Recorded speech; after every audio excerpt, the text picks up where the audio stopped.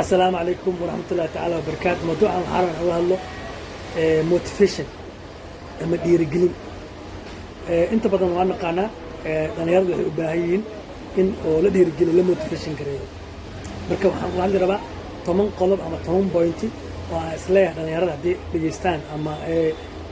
qaataan inay wax badan ka bedeli doonaan noloshooda. Waxa ugu horeeyo time management. Time management-ga waa factor ugu badan oo qofka jir ahaan isku badbaadin karo, maskax ahaan isku badbaadin karo. Time management marka ku dhahay qofka ha sameeyo ama waqtigiisa ha manage gareeyo marka dhahe waxaan kala jeedaa subax markaa soo toosaysid inaad qorshe leedahay la rabaa. Galabka habeenkii markaa jiifanaysid inaad qorshe leedahay la rabaa. Haddaadan maanta qorshe lahayn waxaad dareemaysaa inuu culays ku saaran yahay, inuu walwal uu ku haysto, barbaleeg inuu ku haysto, waa fikri adiga dhan. waa inaad leedahay time management. Time management markii loogu talagalay waxaa loogu talagalay arday haddaad tahay iskool dhigto ama jaamacad dhigto, haddaad tahay qof shaqeeya shaqaale aan waa shaqeeyaa shaqaale ahay time management ma lihi. Shaqadu waa shaqadii dhib ku noqonayso dadka hore shaqadan ka soo shaqeeyaa jira 9 bil ku dhashay 9 bil ku dhalatay way aad u dhibsanay dadka hore u dhibsu waayay. Time management la hayaa dadka maxay sameeyaan habeenka waqti hore jiiftaan subax aniga hal saac shaqaaliga sugooyaa ama 2 saac shaqaaliga sugoo waa in habeenka iyo jiiftaan waa inuu jirkeyga helaa hurdo ku filan inaa helaa. inta badan waa taqaanaa Afrika markii la joogo ama wadamada horumare waxaa la shaqeeyaa time la shaqeeyaa 8 saac la shaqeeyaa. dadka qaar waxay shaqeeyaan ka badan 8 saac ay shaqeeyaan 2 saac oo shaqada soo gala ama 1 saac oo soo gala ilaa 10 saac oo shaqeeyaan. waxaa lagu ogolyahay bas fasax xilliyada salaadaha maadaama xilliyada salaadaha lagu fasaxooyo intaas aad soo shaqeysay maadan aad shaqo u dhex jirtid markaa shaqada ka soo dhex baxdid marka guriga maad maxaa ku qorshaysan waxaa u baahan tahay tusaale female oo shaqeeyaa tahay raashin karisa ku sugaayo ama howl guriga qabasho ku sugaayo maamaa tahay reeraa leedahay reerkaaga inaad support garayso u baahan tahay. dhibaatada ugu badan oo time management-ga waxaa haysta dumarka haystaa dumarka shaqeeya haysataa qaarkooda ma guursan waa artay iyagoo la qabinay shaqeeyaan. haddii la guursadana dhibaatada way kasii badanay hadda haysato inaan qabo xaas waa guriga joogtaa way ka soo baxday shaqay soo aaday waxay ku qasban tahay galabta 8 saac inay guriga tagto habeenka cashada inay ninka u kariso haddana seegeed inay qanciso haddii carruur joogaan carruurta inay qanciso. gabdhaha marka maxay noogu duwan yihiin gabdhaha waxaasoo dhan way qaabili karaan ilaahay maskaxdooda iyo jirkooda si u sameeyay maqaarkooda markii la fiiriyo way naga duwan yihiin. maskaxdooda markii la fiiriyo inta folder oo ka kooban yahay marka ragga maskaxdooda 5 folder ka kooban yahay dumarku wuxuu ka kooban yahay 20 folder ama ka kooban anaga badan yihiin. capacity-ga mashquulkaas tirada badan way xamili karaan. markay jikada ku jiraan waa artay intuu fadhiyaa 2 canjeer soo dhiib inta hal canjeer soo dhiib hoo dharka iga bedel hoo wax saarada iga dhaqay dhahayaan way xamileen. adoo nin hanti lagu fadhiisay kabar jikadaas oo lagu dhahalaan qaabil maanta aniga musqulaha fadhiya iga dhaq aan inta fadhiya iimo ana canjeer soo dhiib aan dharka ii gili waa wareere idila kama wareereyso. ilaahay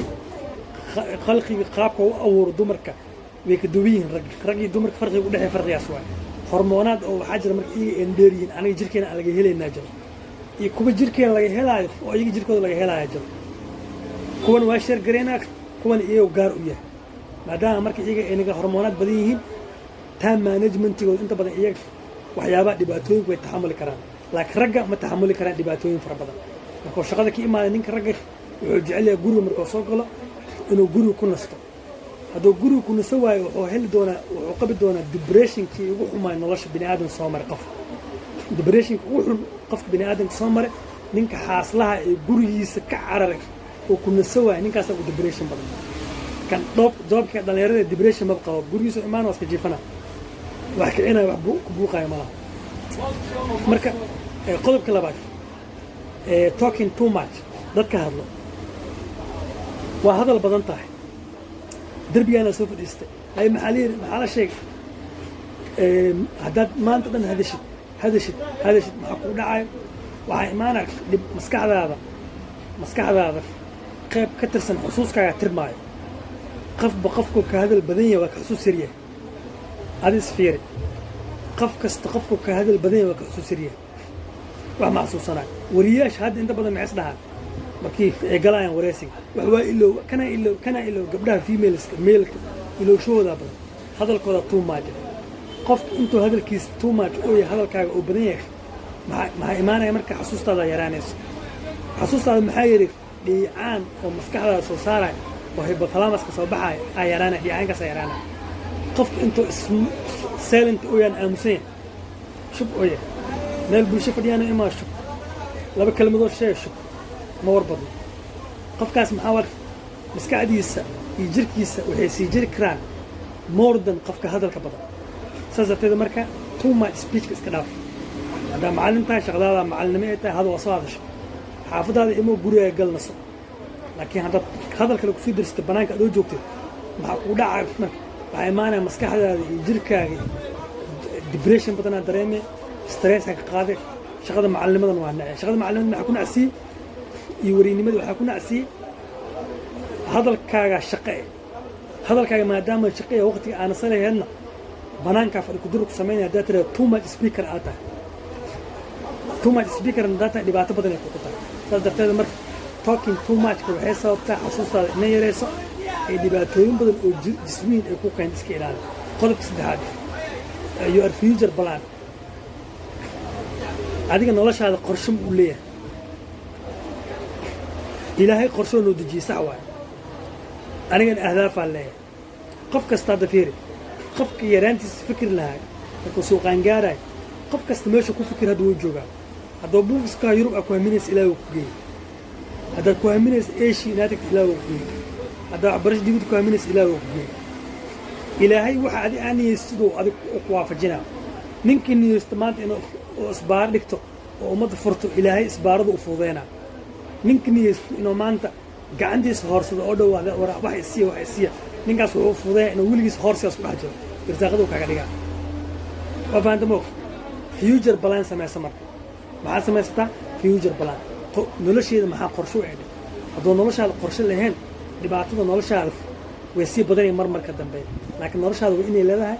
plan waa inay leedahay qodobka afraad online marketing dhalinyaro badanoo waxaa jiro dadka niyadda ka jibiyaa jiro waxay dhahayaan aad guriga fadhisaa aniga intaas lacagaa sameeya online ka shaqeeya website-kaas u shaqeeya kana u shaqeeya waxaasoo dhan maxaa waaye website-ka lagu sheegayo asaas kale website lagu sheegayo ninka af ingiriis ku hadla website-ka lagu sheegayo asaas samaystay anoo website samaystay oo aan ku dhahawaad website-kana lacag ka sameeyey website-kana ka dhigay qof kale inuu leeyahay ada marka maxaa sameynay waa gale dhalinyaro badan oo oynayo waxaa arki dhahay website-kaasaan gale akoonkeyga oo mastercardkeyga ku xirif lacagaa bilow liga jirta waa ka fur lahay ninkan website-ka maxaa u samaystay soo adag ku dhaco u samaystay online businesska haddii aad lacag u baahan tahay inaad ka samayso waxaa loogu sameeyaa